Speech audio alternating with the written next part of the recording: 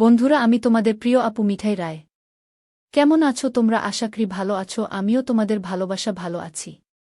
আমার একটা পরিবারে বিয়ে হয়, পারিবারিক কারণে ডিভোর্স হয়। আমি দেখি শুনতে অনেক সুন্দর, এবং আমাকে দেখে যে কোনো লোক আমাকে ফলো করে, এবং আমি সুন্দর ছেলেদেরকে পছন্দ করি। প্রিয় বন্ধুরা, আপনারা বেশি বেশি আমাকে সাপোর্ট করবেন। আপনাদের ভালোবাসা আরও বহু দূরে যেতে পারে। আপনাদের নিয়ে আমাকে পথ চলা। আপনারা আমাকে বেশি বেশি সাপোর্ট করবেন, এবং আপনাদেরকে একদিন কি আমার চেহারা আপনাদেরকে দেখাব, সেদিন আমাকে দেখে সময় হতভম্ব হয়ে যাবে। আপনারা বেশি বেশি লাইক শেয়ার দেন, সাপোর্ট করেন, সাবস্ক্রাইব করেন, তাহলে আপনাদেরকে চেহারা দেখাব। সন্ধ্যায় মেয়েটি ছুটে এসে আমার নৌকায় উঠল, আর আমার দিকে তাকিয়ে বলল, মাঝি দ্রুত নৌকা ছাড়ো, কিছু খারাপ ছেলেরা আমার পিছু নিয়েছে। আমি আর কিছু জিজ্ঞেস না করেই নৌকা ছেড়ে বৈঠা হাতে নিলাম। শ্যাম বর্ণ শরীরের রং মেয়েটির। ভাগ্যিস সন্ধ্যা পেরিয়ে রাত হয়নি এখনো। চতুর্দিকে শুধু খারাপ মানুষের গল্প শুনি। আমি ছোট থাকতে চাচা শুধু ভালো মানুষের গল্প বলতেন। বলতো অমুক গ্রামের অমুক লোকটা কত ভালো মানুষ ছিলেন, সেই সব গল্প।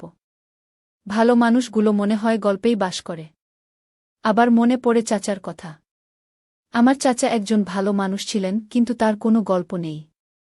মেয়েটির চেহারায় এখনও ভয়ের ছাপ দেখা যাচ্ছে। কোথায় যাবে সেটাও জানে না মেয়েটা। বাধ্য হয়েই আমি জানতে চাইলাম, কোথায় যাবেন? নৌকা কোন দিকে নিয়ে যাব? মেয়েটি এতক্ষণে আমার দিকে তাকাল। সূর্যের আলো নিভে গেছে। মেয়েটি বলল, আমাকে বাঁশখালী মির্জার চরে নিয়ে যান।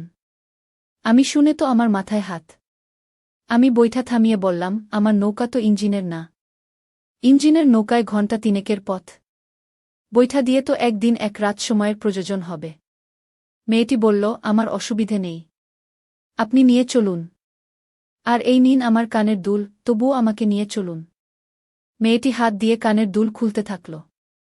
আমি বাধা দিয়ে বললাম, এখন খুলতে হবে না। কিন্তু রাতের বেলা কুলের দেখা পাব কিভাবে? মেয়েটি আকাশের দিকে তাকিয়ে বলল, জ্যোৎস্না আছে মাঝি, অসুবিধা হবে না। এই বিপদে আপনি ও মুখ ঘুরিয়ে নিলে ভালো মানুষ আর পাব কোথায়? আমার আবার অনেক ভালো মানুষ হবার ইচ্ছে, গল্পের মতো ভালো মানুষ।